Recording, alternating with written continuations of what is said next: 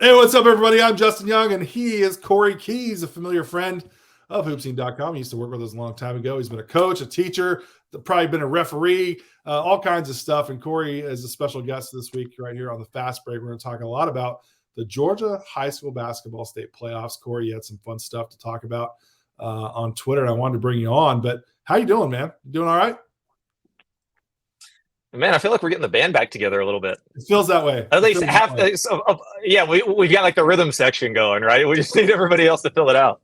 I love it. I know any chance I can get people that have been with us before on the show, I've got to do it. And so one thing I love about, obviously I'm no longer in Atlanta anymore. And so I still try to stay involved as much as I can. I watch a ton of video.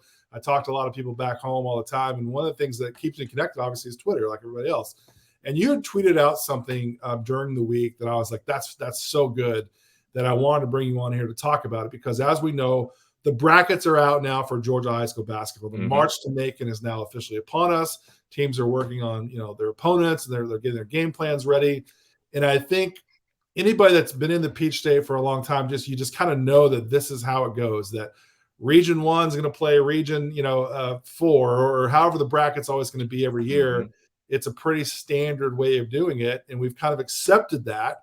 And you said, hey, let's take a right turn for a second. Let's think about some other things that we can do to maybe recalibrate our thinking for the brackets. And I wanted to bring you on the show because I think you came up with a pretty good thesis for something that we can talk about. So I'll just kind of throw it to you for a second, Kory, if you want to kind of set the stage and kind of walk me through your way of thinking for maybe like this proposed idea for maybe a new restructure of a bracket for the Georgia playoffs. Yeah, I mean, the entire goal is to have better matchups later on in the process, like later on in the tournament, which is what you should want and to begin with. Have the best teams play later on, Final Four, state championship, whatever the case may be. So that's really where it came from. And from there is because we generally have such small regions, especially in the larger classes, there's a couple, and it might only be 2 or 3 in the entire Georgia High School Association, where you have regions big enough to have sub-regions, which are, 10 to 12 teams, and you're only getting 4 out of there. So that's difficult. Where you've got such small regions, and there's regions where there's only 4 teams and everybody makes a state playoffs.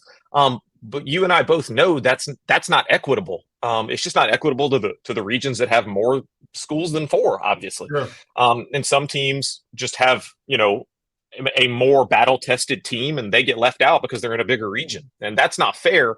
And frankly, it's all about equitable brackets to me. And that's why I thought about it. So, and when I was doing it, I was like, well, hang on.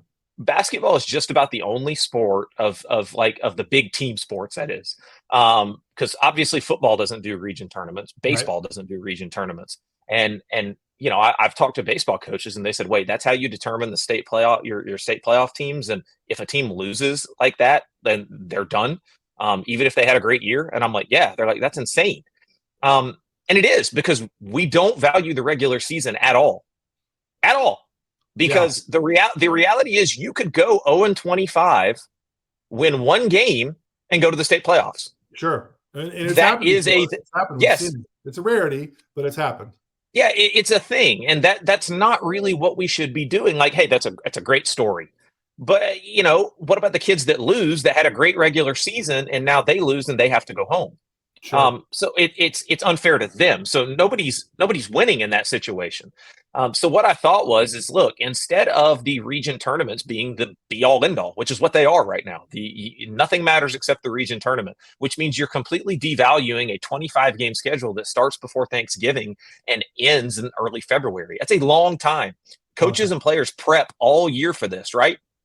So to me, you take the top 2 teams, the teams that make your region championship game. So what that does is that still values the region tournaments for people that believe in like that idea of a Cinderella, right? Okay, make the championship game. Not win the championship, just make the championship game. That usually means you have to win more than 1 game in the region tournament. So you've earned your way there. Okay, cool, man. If a team can win 2 games, get to a region championship game, fine. But to me, so what that does is there's 8 regions in each classification, right? 8 times 2, 16. I never majored in math. I know that much. Okay. You've got 16 teams in that are your auto bids. If you make your region championship game, you get an automatic bid. Similar to college. If you win your conference tournament, you're in. Yeah. Okay. I think anybody with a brain would agree with that for sure. So those are your 16. And then you may be saying, well, okay, well, how do we fill out the other 16? Well, the Georgia High School Association and Max Preps have an official agreement for their official rankings partners. Well, if you look at basketball and you click on the rankings page for each classification, they have classification-based rankings based on your record, based on your strength of schedule, all of that. And really and truly, that's how you can fill it out. And then you place all 32 teams in a seed list, 1 through 32, based on what those Max Preps classification rankings say. Teams that are auto bids don't get any preferential treatment, aside from being one of the 32 teams in the field. And you fill it out 1 through 32. Then when you're separating the bids out, you've got eight teams in each of the 4 quadrants, right? Seeded 1 through 8 in each one. So 1 plays 8. 4 plays 5, 3 plays 6, 2 plays 7, and you play it at the higher seed for that matter. And I wouldn't even mind if you play both games at the highest seed, so it turns into kind of a pod situation. You could do that. I don't care about that. That's why that's not what I'm proposing here. But what it does is it's going to give you the best 32 teams, and it's still going to it values the regular season more than anything else. And it still allows for some of those Cinderellas that may win a couple games, they get to the region championship game. Hey man, here's your reward for that. You get to make the state playoffs. Now that may mean you're the 32 overall seed, but you're still in the dance. So that's kind of where I've been thinking about. Well, I love it. So Arizona basically does a similar thing since I moved out here, and I really enjoyed the postseason because it is a 1 through 32, and it's not like this year we have the potential, and it happens every year in all of our classifications, really in Georgia basketball. Just to use this as an example for this talking point, is that the potential, and again, I'm not trying to slight the teams will play these teams at all, but the potential for Wheeler and McEachern, really 2 contenders. I would say 2 of our top 6 teams in Georgia's highest classification have a chance to play each other in the quarterfinals. And we've seen that every year. I remember going to games, Wheeler would play at Norcross. And at the time, both of those teams were 2 of the top 20 teams in the country. And one of those teams in the first round, because somebody lost a game and that put them in the 3-4 seed. And now you have these teams playing against each other. And some traditionalists may say, hey, that happened to them. They deserve that. That's the way that it goes. And certainly I get that. But now with this proposal, it would now make that team the 9th seed rather than a 3-4 seed, which I think balances out the tournament. And I think that's all anybody wants, is to make sure that the tournament has really the best playing the very best in totality of the whole season to really show itself in the bracket. So I think that makes a ton of sense. Okay, let me challenge you on this then. Okay. So what would be some of the pushback then for going to this type of model? Where would we see the most pushback? And have you had any pushback based on what you put out in social media? A small amount, but it's typically, and it's folks essentially saying, well, this is a disadvantage for the schools that aren't in the metro, that have a harder time, getting games, maybe getting games against quality competition, whatever the case may be. And okay, so I looked that up. I didn't want to refute that without really knowing.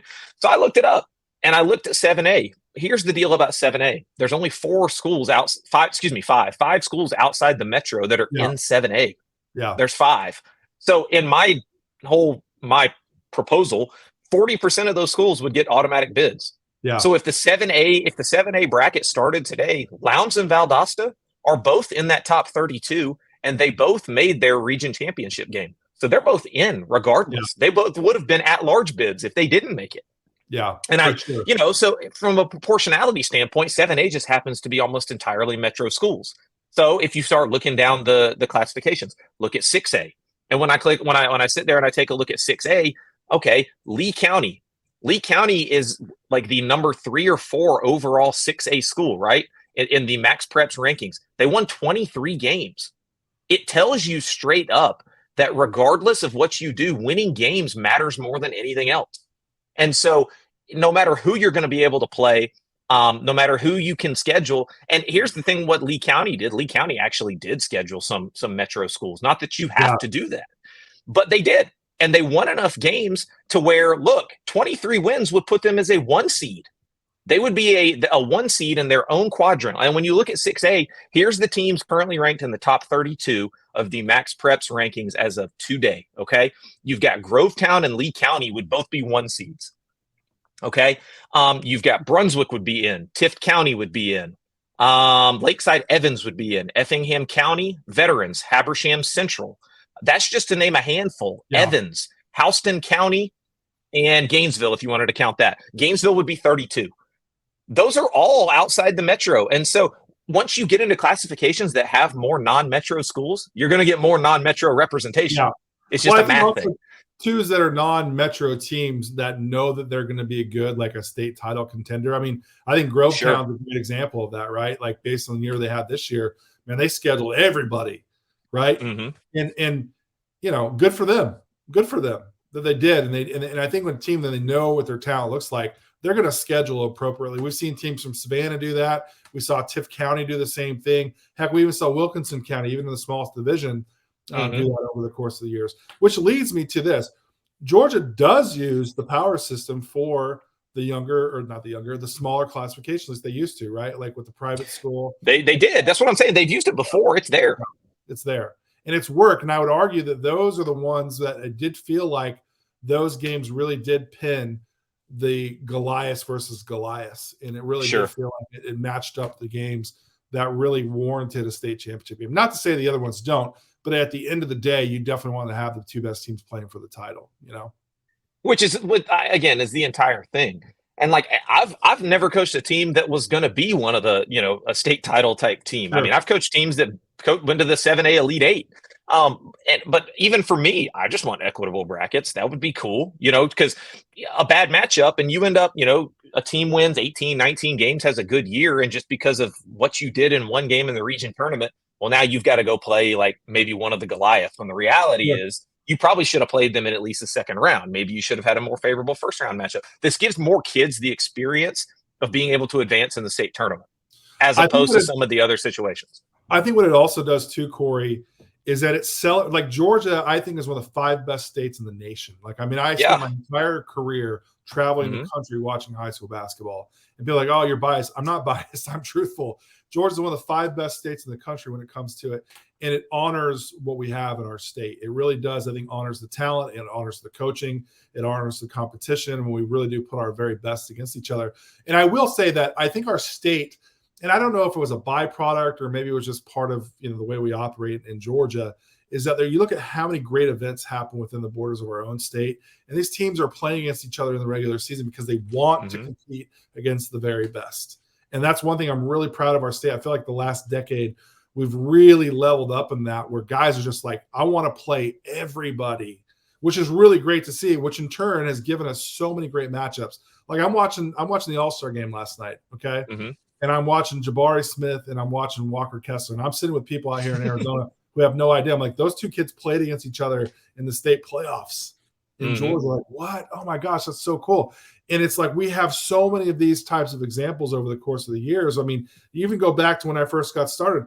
You know, Dwight Howard and Randolph Morris had to play against each other in the state tournament. I mean, like at the time, people don't understand Randolph Morris was the guy along with Dwight. Dwight's amazing, right?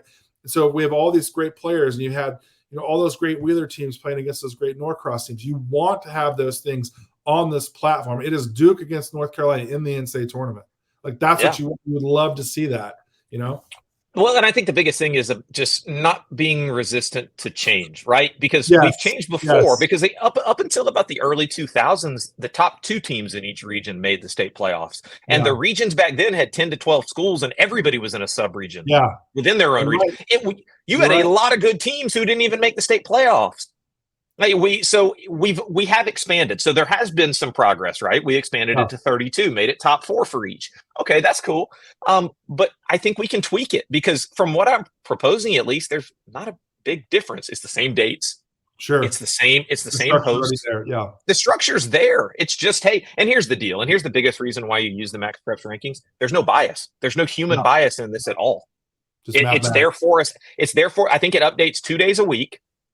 And it's right there, and you can see, and it's math, and it bears out. The teams that win the most games are going to be near the top every time, no matter who you play. So I for something I care about, for something I've been around for so long, I don't know, maybe I care too much, but I don't know. I'm a sucker for this type of stuff. I love it. I think if you're a coach and you're already this far, you're 15 minutes in, basically watching this, you definitely care about it. So if you do, comment below, whether you're watching on YouTube or if you're watching on Twitter. Let us know. Like, I'd love to hear this dialogue. I think it's something that as we look towards the off season, we have really smart good leaders, I think, in high school basketball in Georgia, on both the girls and the boys side, that really want to be progressive. They really care about being keepers of the game. I mean, look at the beautiful things that we've done in June, right? When opportunity presented itself, our Georgia coaches stepped up magically, and they did a tremendous job for what June's been for the NCAA Live period events. I think this is the type of stuff that we need to have more dialogue about. There are things to say, how do we make our game better? How do we better serve our great teams? How do we better serve our great players? And I think anytime you can really level up is something that we've got to do. And I think our state's proven that this is a state that does care and that does have the mindfulness to be able to do that. So I love it, man. I really do. When I saw it, I was like, we got to talk about this. And I'm glad that we can put this on a platform, at least no doubt, as we get into the state tournament, which is being away from it makes me appreciate how good it is. It's so good. It's so much fun. I watch every single game online. And it really is good. And I think if we can continually to build that up. One last thing, I do want to put everything, I want to consolidate the venues, man. I think we got to put them all back in one place, kind of like we used to, at least the Elite Eight, 16s, where we can see more games in one day. Just again, to continue to honor us like a festival. I think that's something that I'd like to see more of. And then lastly, just getting out of Macon, man. We got to get it better. We got to get it better. I can tell. I mean, I forget what year this was. I remember I saw it was St. Pius in Gainesville, maybe played down at McCamish Pavilion one year. It was a great crowd. And I saw when Upson Lee was undefeated during their run, they played somebody down there too. I think it was back-to-back games or on 2 different days. I don't remember. I went down there and watched. I think that was awesome. Upson Lee, or was that the title? That might have been it. I don't remember. Yeah, I think it might have been Upson Lee, something like that. But I saw those teams play. It was awesome. It was packed out. And I understand scheduling is what it is, and you have to find times when those arenas are open. But Georgia State's got a brand new arena now, right? Yep. Georgia State, Georgia Tech. We've got the facilities now. I mean, and that's to say nothing of places like Gwinnett Arena and State Farm Arena and Kennesaw State and West Georgia and Mercer. We have the facilities to do this and to make it look great. And that, again, that's leaving out Buford Arena. Like, all those places are nice places.